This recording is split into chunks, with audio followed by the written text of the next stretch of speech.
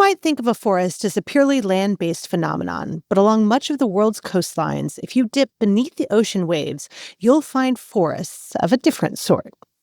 Composed of countless waving fronds of seaweed, kelp forests offer food and shelter for a wide variety of animal species, protect our coast from erosion, and even benefit our economy. But to do all that, they need balance.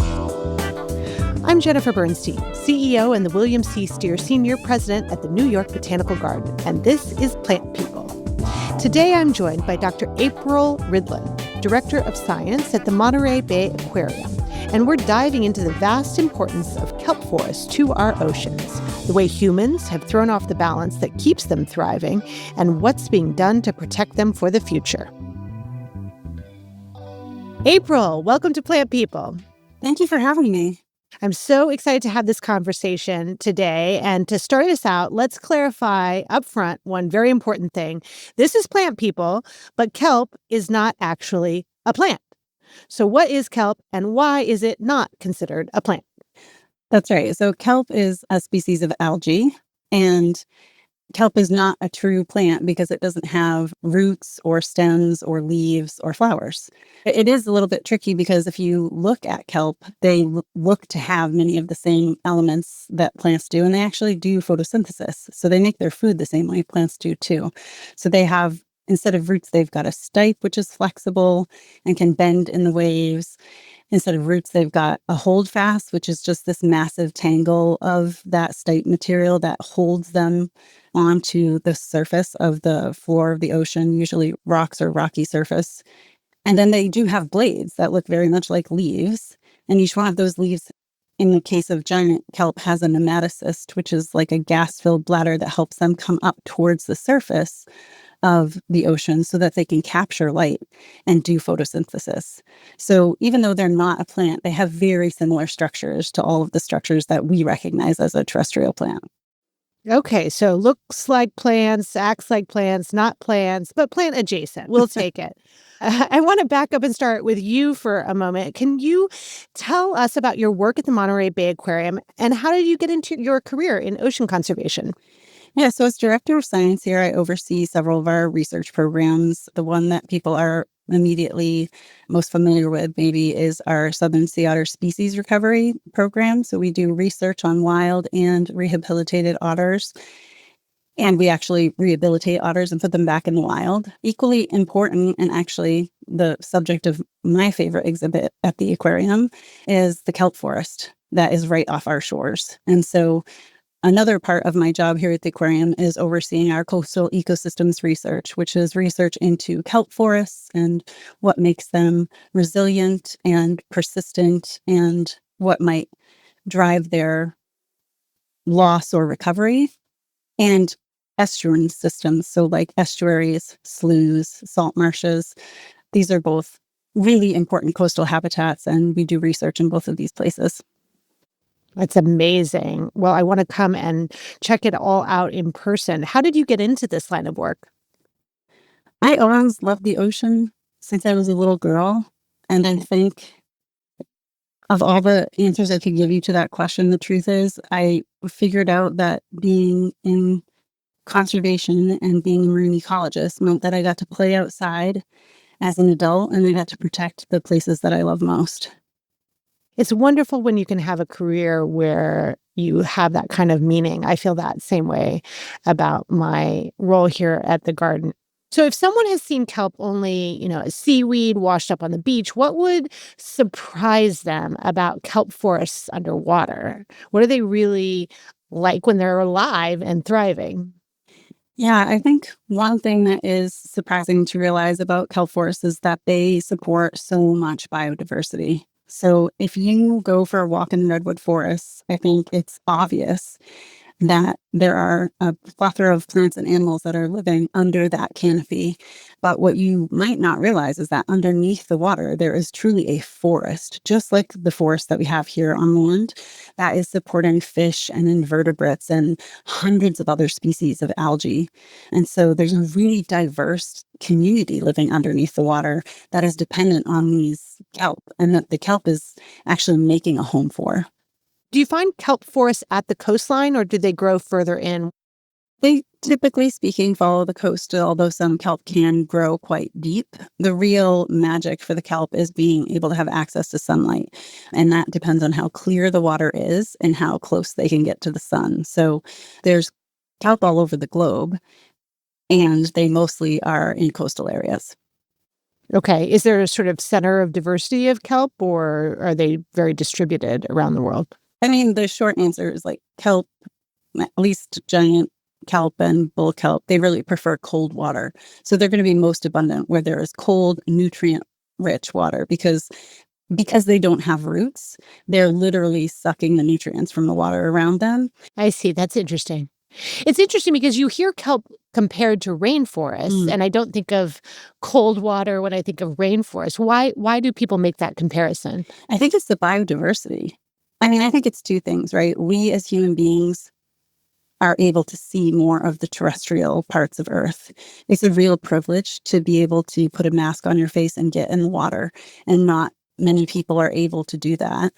It's one of the things I love about the kelp forest exhibit at the aquarium is that even if you don't dive or you haven't had the experience of going into a kelp forest yourself, you can stand at the bottom of that exhibit and watch the kelp swimming and see the leopard shark swimming by and the Garibaldi and the sheephead. And you can really get the same sense of wonder and peace that I have felt while diving in a kelp forest.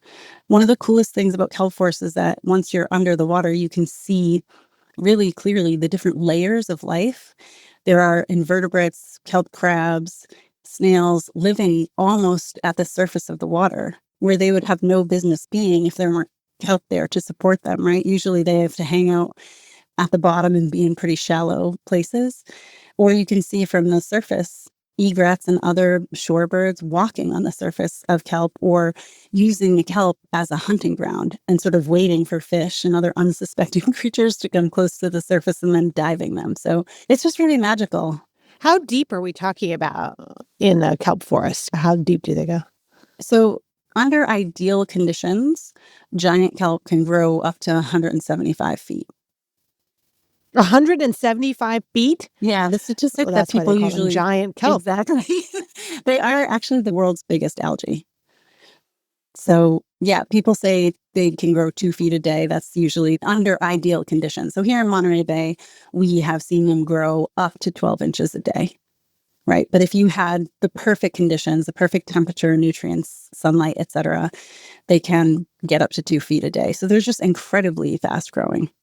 It must be a major driver of blue carbon, too. They're sequestering carbon in these ecosystems, or is that an important part of their sort of ecosystem service, or no? Yeah, it's a good question, and one that I think scientists are still working on, to be honest. So there's good evidence. Scientists have estimated how much carbon gets trapped in a kelp forest relative to like a terrestrial forest, right? And so those calculations are standing biomass calculations, which means in the stand of the kelp forest that you're in, how much carbon is being captured right here. And those publications have found this enormous amount of carbon being stored in kelp forests. One thing that gives me pause, though, is in thinking about sequestration. When we talk about carbon sequestration as it relates to climate effects, the carbon sequestration really means that we're taking the carbon out of the cycle for significantly long periods of time. It's still a question that scientists are trying to answer. How much carbon is sequestered and for how long by kelp in coastal systems?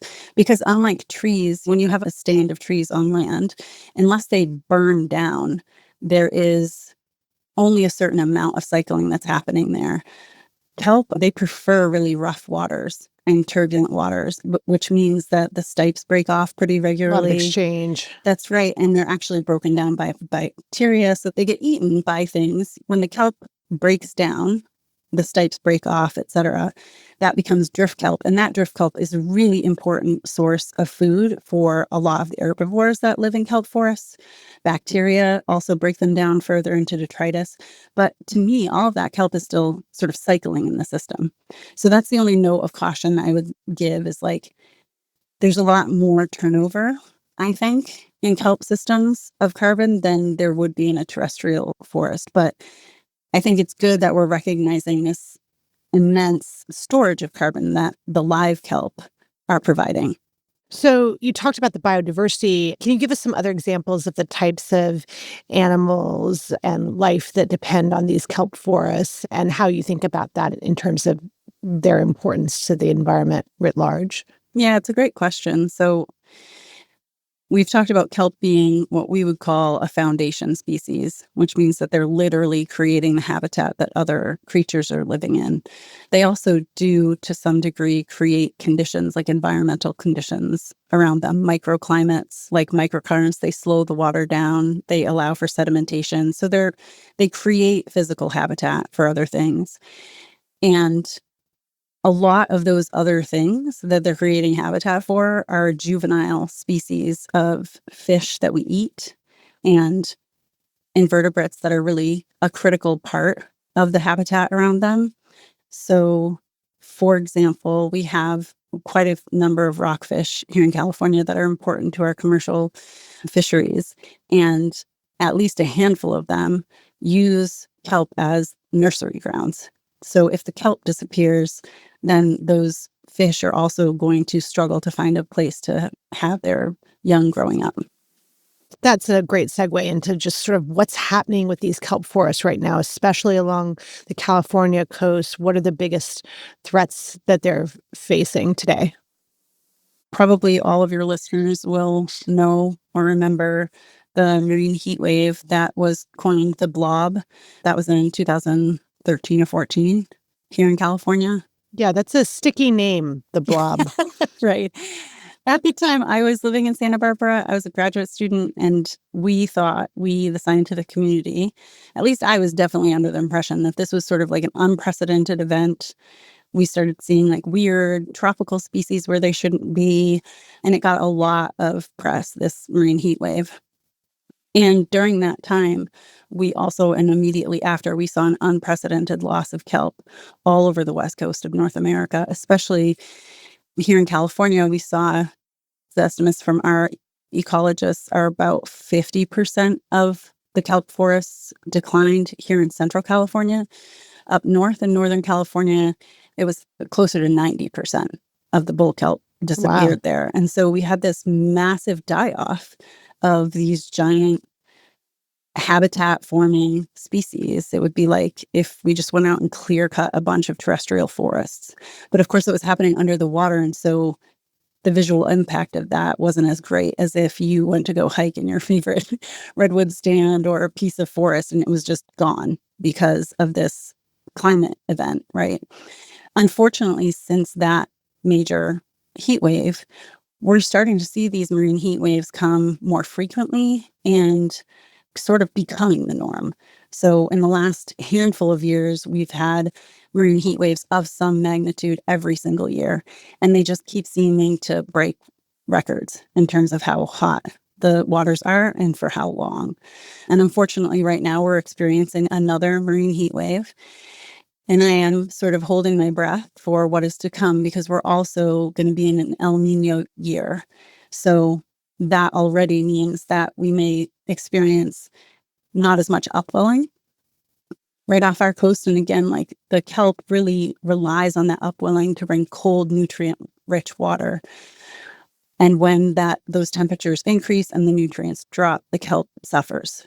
So I think kelp forests are a very clear example of what can happen when we change our climate and with warming waters. And we do have some bright spots. As I said, like our scientists have estimated only around a 50% loss of kelp forests in this place, whereas in other places there was a wider spread loss.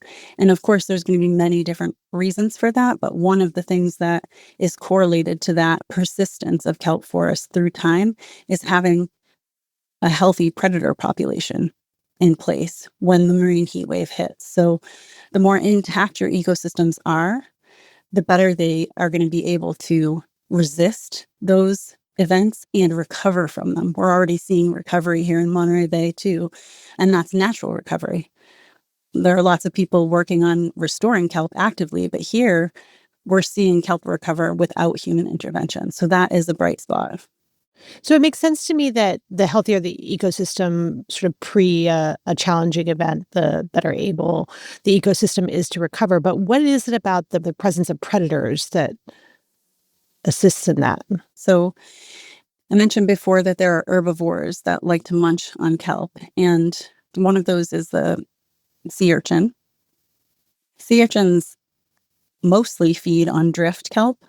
So those pieces of kelp that break off over time and float down to the bottom get eaten by urchins. Purple and red sea urchins, when held in check, are a really important part of the kelp forest, and they're doing a really important function. So even in places where otters have been absent for a long time, there are other predators that can help keep these populations in check. Down south, we have sheephead wrasse and we have lobster who are doing that job. All over the coast, we have different species of sea star, including Pycnopodia, the sunflower star. And so, but all of these predators are experiencing a warming ocean and multiple human stressors at the same time. And so as we lose one predator after another, the balance is lost in the kelp forest.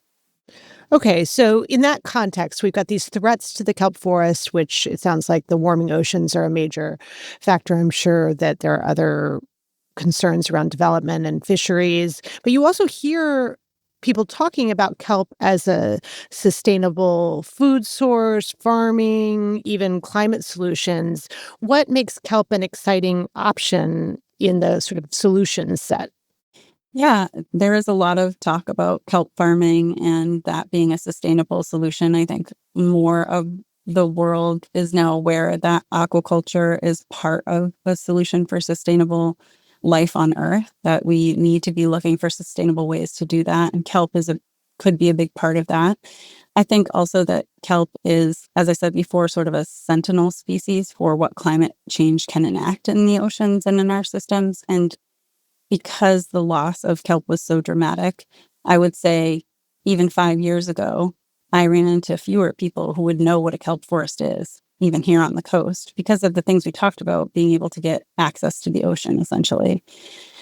But you're right that both bull kelp and giant kelp can be used in all kinds of commercial products as well as eaten themselves. And so using kelp in those ways is one way that we can make sure that we're using kelp sustainably and sort of managing the way that we use kelp. So it's a sort of conservation by use strategy, encourage the sustainable use of kelp in order to support conservation efforts or growing of. How would you grow a kelp forest? Can they be propagated? Can It's they a great be? question. Yeah, they can be propagated.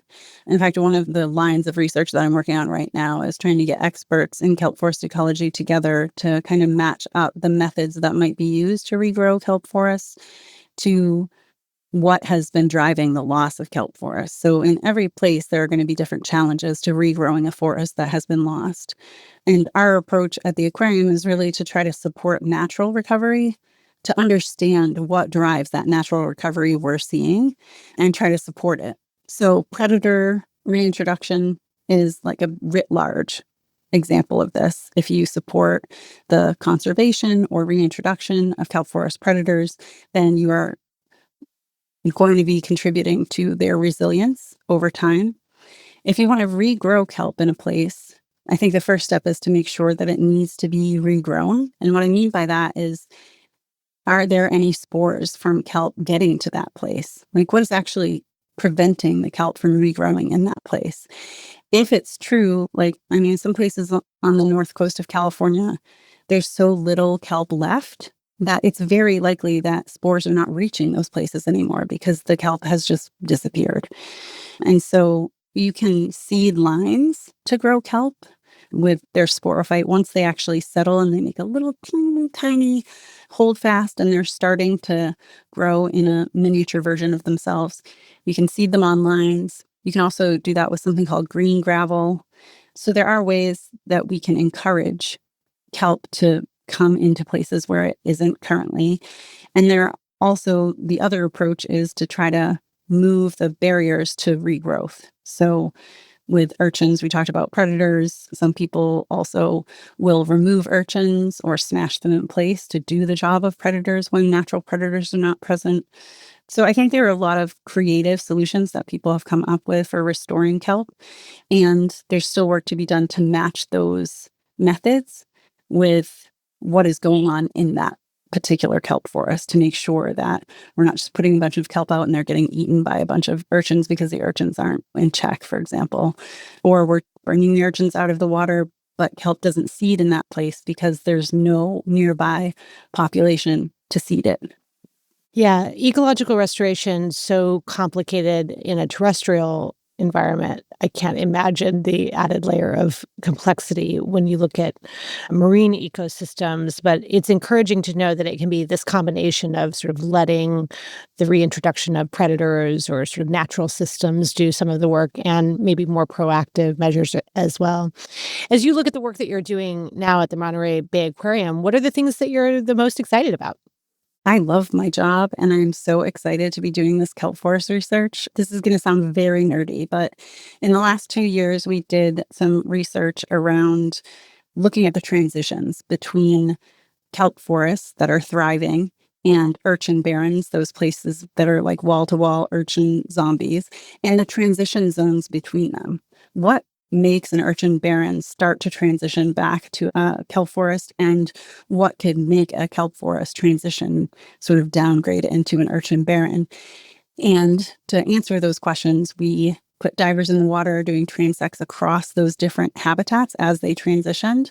And at the same time, our biologists who have decades of experience watching sea otters and knowing all about their foraging behavior went out and watched to see in those places whether there were otters there and what they were eating. And so we were kind of pairing both of those approaches under the water and above the water to try to answer questions about what might help accelerate recovery in the places where it's already started. So that's been really exciting. I'm hoping that we're going to have a paper coming out later this year about that. And this year, we just started looking at recruitment of kelp and urchins. So the other question we've been talking about is there a supply of kelp in the place where you don't see it anymore? And if so, why isn't it growing there?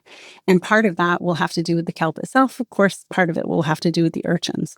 And so our teams are now out collecting the tiny, tiny microscopic babies of kelp and urchins to try to answer that question. And so that, nerdy as it might be, we're taking microscope slides and putting them directly in the water so we can see really tiny forms of life, and brushes are collecting some of these organisms in their smallest forms. And to me, that's just as exciting as looking at the behavior of predators.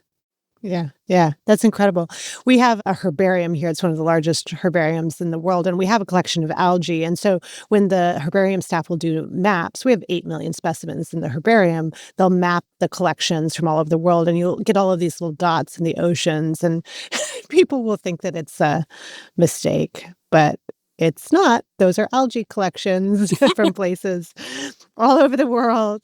Well, it's incredible work that you're doing. For our listeners, if you're not a diver, you're not doing this sort of research, what can the average person do to help protect kelp forests? Well, it's a great question. I think all of the individual actions that we are now more familiar with than ever about reducing your carbon footprint, taking your bike when you can, reducing your energy consumption, all of those things help our planet.